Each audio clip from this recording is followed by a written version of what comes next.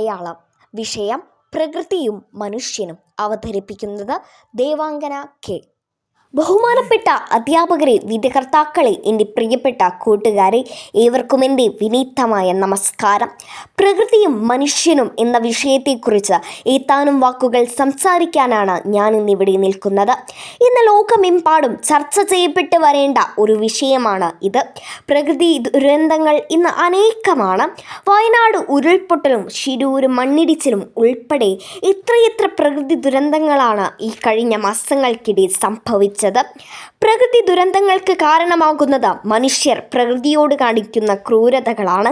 മരങ്ങൾ വെട്ടി നശിപ്പിക്കുന്നതും പുഴകളിൽ നിന്ന് മണൽ വാരുന്നതും കുന്നുകളും മലകളും ഇടിച്ചു നിരത്തി കെട്ടിടങ്ങളും വ്യവസായങ്ങളും പണിതുയർത്തുന്നതും ജലാശയങ്ങളിലും പൊതുസ്ഥലങ്ങളിലും മറ്റും മാലിന്യങ്ങൾ നിക്ഷേപിക്കുന്നതും ഉൾപ്പെടെ വിരലിൽ എണ്ണി തീർക്കാൻ പറ്റാത്ത അത്ര അതിരുകടന്ന അതിക്രമങ്ങളാണ് മനുഷ്യർ പ്രകൃതിയോട് ചെയ്തുകൊണ്ടിരിക്കുന്നത്. മനുഷ്യരുടെ ഇത്തരത്തിലുള്ള ദുഷ്പ്രവൃത്തികളുടെ ഫലമായാണ് പ്രകൃതി ദുരന്തങ്ങൾ രൂപപ്പെടുന്നത്. അതിന് ഒരു ഉത്തമ ഉദാഹരണമാണ് അടുത്തിടെ കർണാടകയിൽ ശിരൂരിൽ രൂപപ്പെട്ട മണ്ണിടിച്ചിൽ. കുറച്ച് ദിവസങ്ങൾക്ക് മുൻപ് ഗംഗാവാലി പുഴയിൽ അകപ്പെട്ട അർജുനെയും അർജുൻ്റെ ട്രക്കിനെയും വീണ്ടെടുത്തു. പക്ഷേ അർജുനെ ജീവനോടെ തിരിച്ചെത്തിക്കാനായില്ല.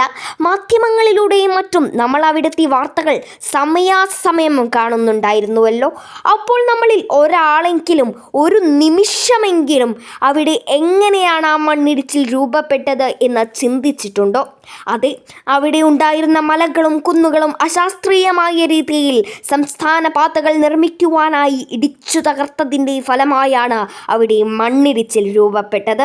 ഈ ഭൂമിയിൽ മനുഷ്യൻ്റെ ആവശ്യത്തിനു വേണ്ടത്രയുണ്ട്, ആർത്തിക്ക് വേണ്ടത്ര ഇല്ല തന്നെ എന്നാണല്ലോ ഗാന്ധിജി നമ്മോട് പറഞ്ഞിരിക്കുന്നത്. പശ്ചിമഘട്ടത്തെക്കുറിച്ച് പഠിച്ച് റിപ്പോർട്ട് വായിക്കാൻ ഗവൺമെൻറ് നിയമിച്ച മാധവ് ഗാഡ്ഗിൽ 2013 പറഞ്ഞു. പശ്ചിമഘട്ടം ആകെ തകർന്നടിഞ്ഞുകൊണ്ടിരിക്കുകയാണ്. ഇനിയും വേണ്ട നടപടികൾ എടുത്തില്ലെങ്കിൽ അത് ഒരു വൻ ദുരന്തമായി കേരളത്തിലേക്ക് വരും.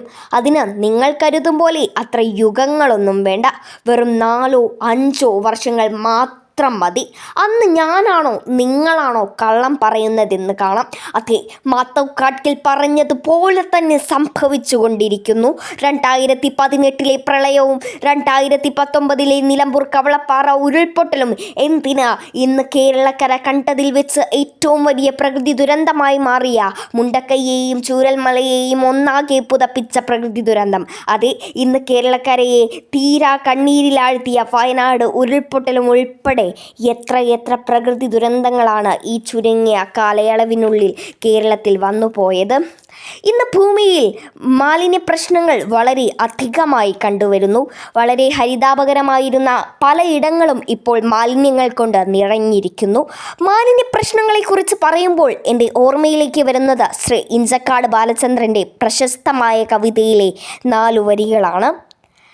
ഇനി വരുന്നൊരു തലമുറയ്ക്ക് ഇവിടെ വാസം സാധ്യമോ?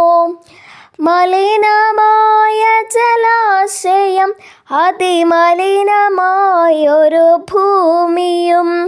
ജലാശയങ്ങളിലും പൊതുസ്ഥലങ്ങളിലും മാലിന്യം തള്ളുന്നതിലൂടെ നമ്മുടെ ഭൂമി തന്നെ മലിനീകരണപ്പെട്ടുകൊണ്ടിരിക്കുകയാണ്. അടുത്തിടെ കൊച്ചിയിലെ ബ്രഹ്മപുരത്ത് മാലിന്യ കൂമ്പാരങ്ങൾക്ക് തീപിടുത്തം സംഭവിച്ചത് നമ്മൾ എല്ലാവരും അറിഞ്ഞു കാണുമല്ലോ. അതെ, ഹരിതാപകരമായിരുന്ന നമ്മുടെ കേരളമടക്കം ഇപ്പോൾ മാലിന്യ പ്രശ്നങ്ങളുടെ നിഴലിലാണ്.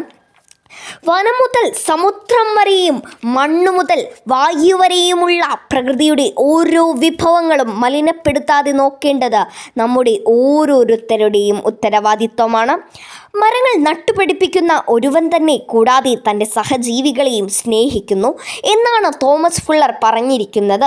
മരങ്ങൾ നടാൻ ഒരു മനസ്സുണ്ടെങ്കിൽ അവർക്ക് സഹജീവികളെയും സ്നേഹിക്കാനുള്ള മനസ്സുണ്ടാകും. പരിസ്ഥിതിയെ ആരോഗ്യകരമാക്കുന്നതിനും നമ്മുടെ ജീവിതം കൂടുതൽ സുരക്ഷിതമാക്കുന്നതിനും മരങ്ങൾ വഹിക്കുന്ന പങ്ക് വളരെ വലുതാണ്. അതുകൊണ്ട് തന്നെ നമ്മൾ ഓരോരുത്തരും ഒരു വൃക്ഷത്തൈയെങ്കിലും നട്ട് പരിസ്ഥിതി സംരക്ഷണത്തിൽ പങ്കാളികളാകേണ്ടതുണ്ട്. നമ്മുടെ പൂർവികർ നമുക്കായി ഈ പ്രകൃതിയെ കാത്തു സംരക്ഷിച്ചു വെച്ചതുപോലെ തന്നെ നമ്മുടെ ഭാവി തലമുറയ്ക്കായി നമുക്കും ഈ പ്രകൃതിയെ സംരക്ഷിച്ചു വയ്ക്കാം. അതായിരിക്കും നമുക്ക് അവർക്കായി നൽകാൻ പറ്റുന്ന ഏറ്റവും വലിയ സമ്മാനം. നമുക്കും ജീവിക്കാം പ്രകൃതിയെ നോവിക്കാതെ തന്നെ. ഇത്രയും പറഞ്ഞുകൊണ്ട് ഞാൻ എൻ്റെ ഈ വാക്കുകൾ ഉപസംഹരിക്കുന്നു. നന്ദി, നമസ്കാരം.